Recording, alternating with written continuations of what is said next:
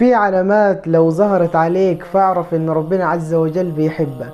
طيب ايه هي العلامات دي عشان اعرف ربنا بيحبني ولا لا؟ هقول لك حاضر، بس قبل ما اقول لك هتعمل حاجتين. اول حاجة انك تهدى كده وتصلي على النبي. تاني حاجة شير الفيديو ده لاصحابك وحبايبك عشان يستفيدوا زي ما انت استفدت بالظبط، والدال على الخير كفاعله. بس كده بسم الله نبدأ. واحد، انك تكون بتحب النبي صلى الله عليه وسلم. 2، الابتلاء بالشدائد والمصائب والمحن. 3، عدم الخوف من الموت والاستعداد للقاء الله عز وجل. 4، ان ربنا سبحانه وتعالى يجعلك سبب لمساعدة الناس. 5، البعد عن الفتن. 6، ذكر الله عز وجل.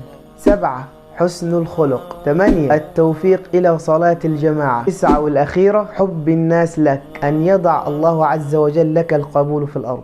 ما تبقاش بخيل وتاخد المعلومات دي لوحدك، شير لأصحابك وحبايبك واعمل لهم منشن وزود أجرك عند الله عز وجل. وآخر الفيديو صلوا على النبي.